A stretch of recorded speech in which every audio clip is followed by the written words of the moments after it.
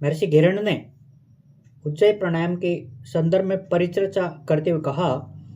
नासाभ्याम वायुमाकृष्य मुखमध्ये च धारयेत, हृदयगलाभ्याम समाकृष्य वायुं वक्त्रे च धारयेत, मुखम प्राक्षाल्य समन्वद्य कुर्यात् जालंधरम ततः आसक्ति कुंभकम कृत्वा धारयेत विरोधतः, उज्जायी कुंभकम कृत्वा सर्वकार्याणि साधयेत, न भवेत् कफ रोगस्य क्रूर वायुर्जीर्णकम्,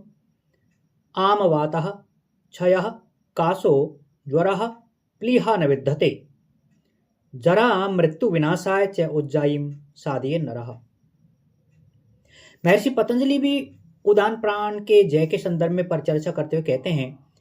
उदान जयात जलपंक कंटकादिषु असंगः उत्क्रांति ही च,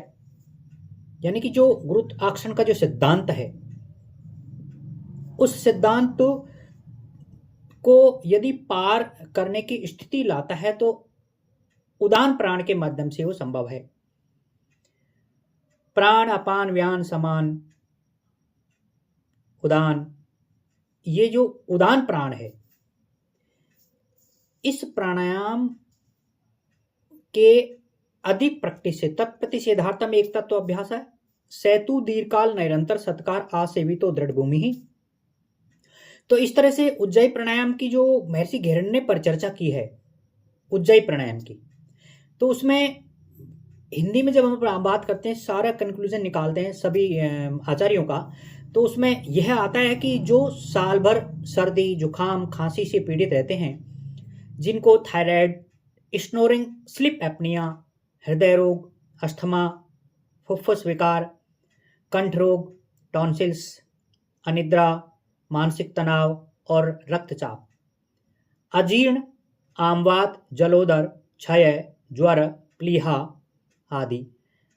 गले को मधुर एवं निरोगी बनाने के लिए उज्जयी प्राणायाम का नियमित अभ्यास करना चाहिए। कुंडलिनी जागरण,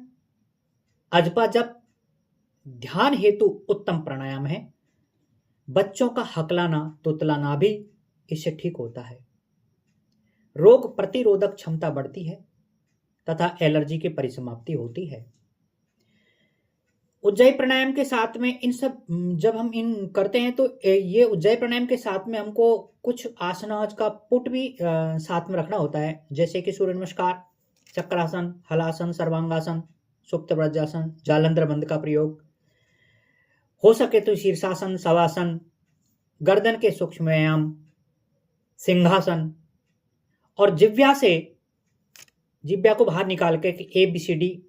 बनाना हवा में। इसके साथ ही ब्रह्म मुद्रा उज्जयी प्राणायाम के साथ में हम करते हैं